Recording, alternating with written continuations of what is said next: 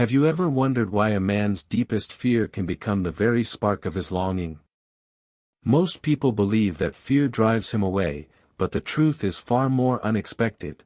What unsettles him often ignites a desire he cannot name. What you think pushes him back, the shadows of your own mystery, may actually be what draws him closer. Carl Jung believed that the unconscious speaks in symbols, and today that ancient dialogue between fear and desire is more powerful than ever. Picture the archetype of the woman who does not shrink when the unknown stirs. She stands as a mirror to the male psyche, her presence revealing the parts of himself he has spent years trying to hide. Jung called this the encounter with the shadow, the place where a man's carefully built ego meets the ungoverned forces of his unconscious. He fears this meeting because it threatens his control. Yet it is precisely this threat, this sudden loss of control, that awakens his hunger.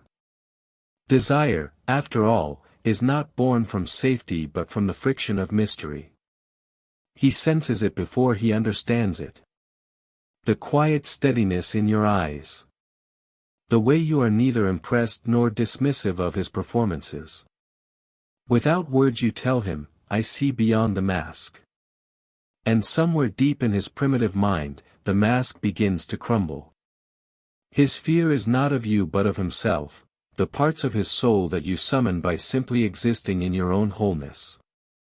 When you refuse to chase or reassure, when you allow silence to stretch like a dark forest path, he feels the pull. It is the invitation to explore what he has never dared.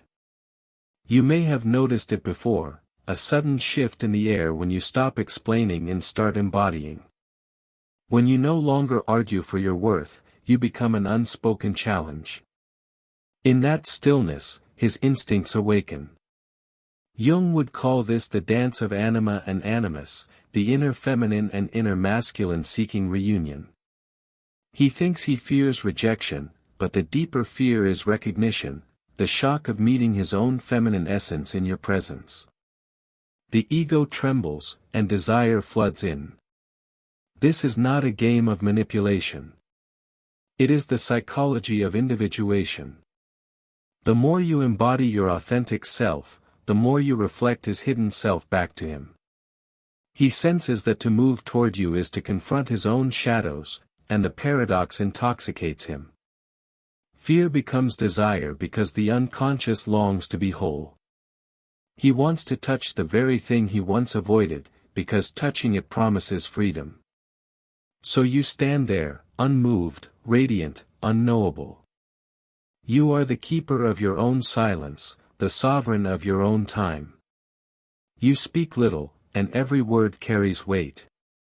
You do not soothe his fears, you let them rise, knowing that only by facing them can he taste the fullness of his own strength. In that crucible of tension, his admiration turns to longing. He does not even know why. This is the essence of the Jungian trigger, the transformation of fear into desire through the power of authentic presence. It is not about withholding affection or playing coy, it is about embodying the depth of the feminine archetype, the mystery that awakens his dormant anima and forces his conscious mind to reckon with the depths he has ignored. And in that reckoning, he is compelled, almost against his will, to come closer. He begins to sense that every glance you offer is a riddle carved in moonlight. It is not flirtation in the shallow sense, it is the silent language of the archetype, an invitation into the labyrinth of his own soul. Jung wrote of the anima as the feminine image that lives in every man's unconscious, the eternal guide to his own wholeness. When you embody the mystery of your own being, you awaken that inner guide, and he cannot look away. The fear he once felt, fear of losing control, of dissolving into something he cannot name, now becomes the current that carries him toward you. Notice how his posture shifts when you no longer rush to fill the space. Your stillness becomes a mirror where his restless ego sees itself for the first time. He is startled by the reflection, because it shows both strength and fragility, a duality he has avoided. He wonders why his heartbeat quickens, why the air feels charged. It is the ancient recognition, the union of opposites, the dance of Eros and Psyche. What he thinks of as attraction is, on a deeper level, a call to individuation, a summons to the parts of himself long buried beneath ambition and pride. You may feel his hesitation as he hovers between approach and retreat. This is the threshold where fear and desire intertwine. His rational mind warns him to keep distance, to remain safe behind the fortress of habit. Yet something older and wilder urges him forward. The shadow whispers that to step toward you is to step toward freedom. It is a paradox, the very encounter that unsettles him promises release. His soul senses that you are not a conquest to be claimed, but a reflection of the self he must claim within. Your presence, when anchored in self-worth, disrupts the predictable patterns of seduction. You are not chasing validation, you are embodying the archetype of the sovereign woman, a figure as old as myth itself. The sovereign does not plead or persuade. She exists in a realm beyond approval, and this is what destabilizes him. His fear of inadequacy begins to burn into an ache to rise, to meet you not as a pursuer but as an equal. In that transformation, desire is no longer mere lust, it is reverence. Every word you choose, every pause between syllables, carries the weight of a hidden temple. He cannot rush the moment because the energy is not of the marketplace but of the sacred. He senses that to be near you requires silence within himself. This is not a seduction of the body alone, it is the seduction of consciousness. He must abandon the superficial chase and confront the mythic layers of his own being. He must meet the woman who stands before him as both mystery and mirror. It is here that your own shadow plays its part. You are not a flawless ideal, you are a whole spectrum of light and dark, tenderness and steel. When you own this without apology, you invite him to do the same. The invitation is subtle yet irresistible, dare to know all of me, and through me, know yourself. His fear sharpens because he senses that you will not hide from what is real. And in that sharpness, desire becomes inevitable, because the human spirit longs more for truth than for comfort. This is the unseen mechanism that turns anxiety into longing.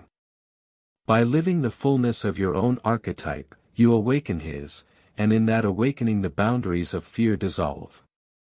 What once repelled now attracts, what once terrified now fascinates. The unconscious recognizes itself, and he is compelled to follow, even when he does not understand the path. He feels the edges of his carefully ordered life begin to blur, as though the very air around you carries a subtle charge. In your quiet composure he detects something untamed, a presence that cannot be possessed. It is not rebellion for its own sake, it is the authenticity of a woman who has walked through her own underworld and returned whole. Jung would call this the individuation of the feminine, the moment when a woman ceases to define herself by reflection and becomes her own sun. And a man, standing before such radiance, senses the limits of his own incomplete self. Your silence speaks in symbols older than language. It tells him that you have embraced your own shadow, that you no longer fear the darker corridors of the psyche.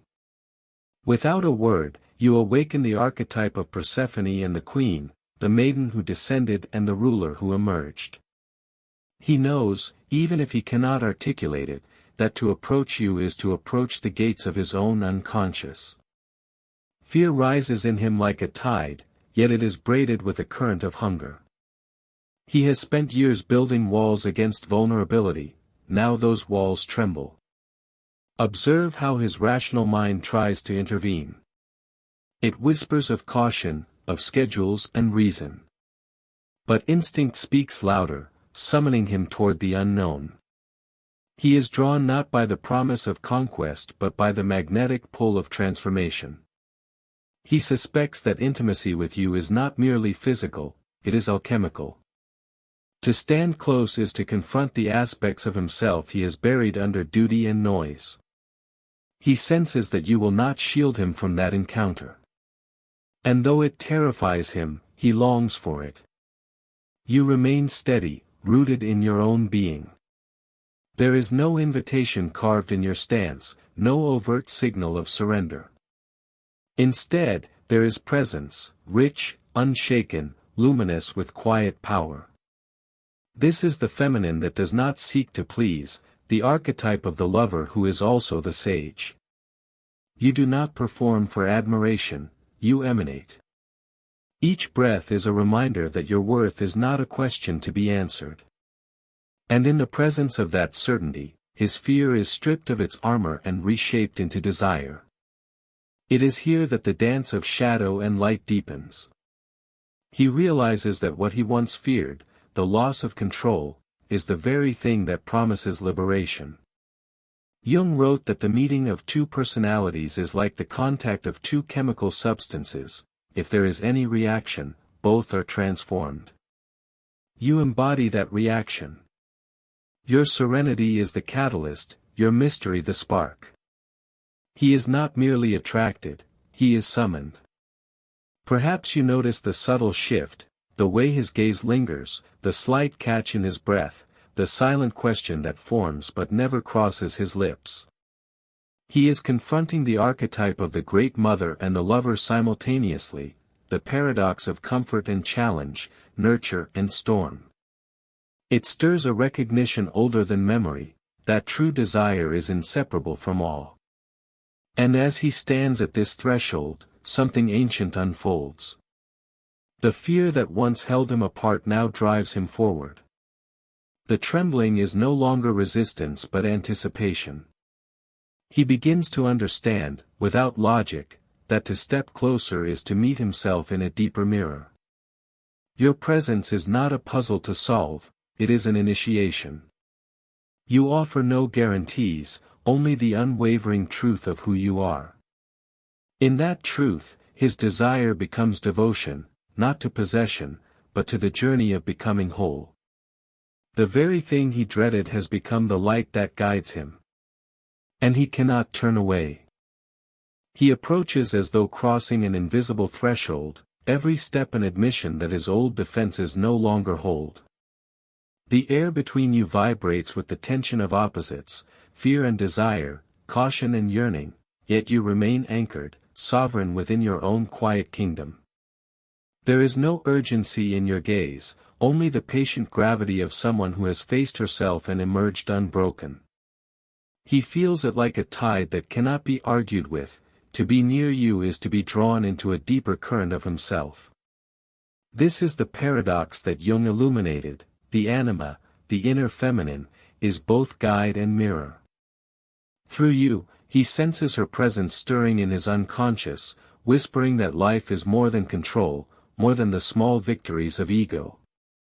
His body registers the message before his mind can name it. The quickened pulse, the sudden heat, the sharpened attention, these are not merely signs of attraction but the call of the soul to its own forgotten halves.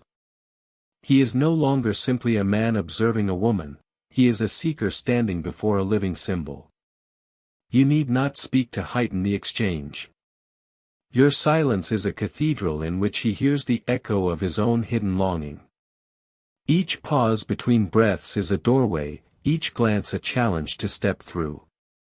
He realizes that to desire you is to confront the parts of himself that have been exiled, the softness he once dismissed, the vulnerability he once feared. This recognition does not weaken him, it awakens him.